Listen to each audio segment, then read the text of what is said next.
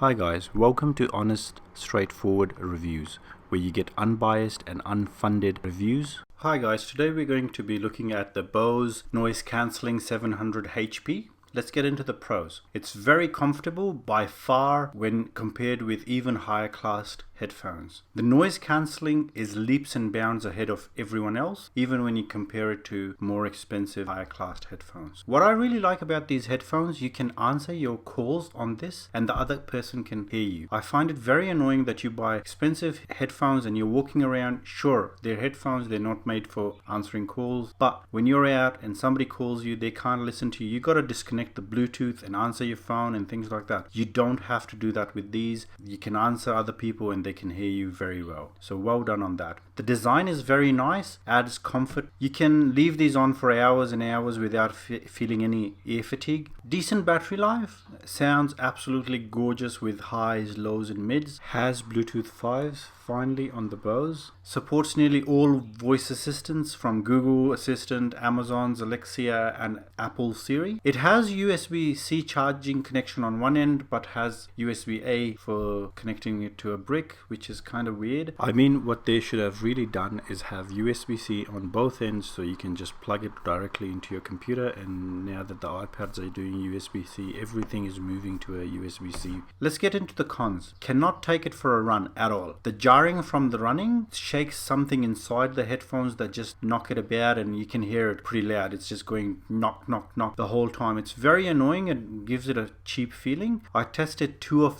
different headphones and it had the same problem. That's the only thing that puts me off these headphones. The other cons, tremble isn't the best on it either. It's not too genuine. The bass isn't good either. It's not too bassy, so if you like loud bassy music, you're going to be disappointed here. There's no equalizer in the app. It's really expensive.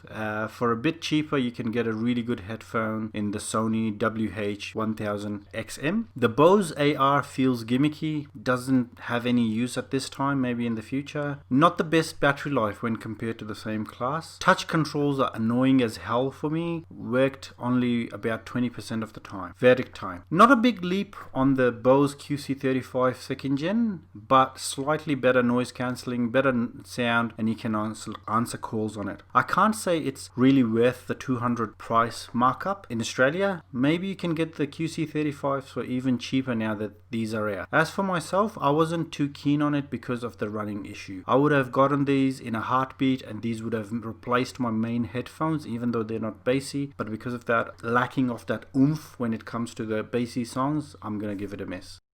Alright guys, that's it from me for today. Let me know what you think about my video in the comments, and if you want to support my work and you like to see more videos, please do subscribe and give me thumbs up. Hope you guys have a great day. Thanks.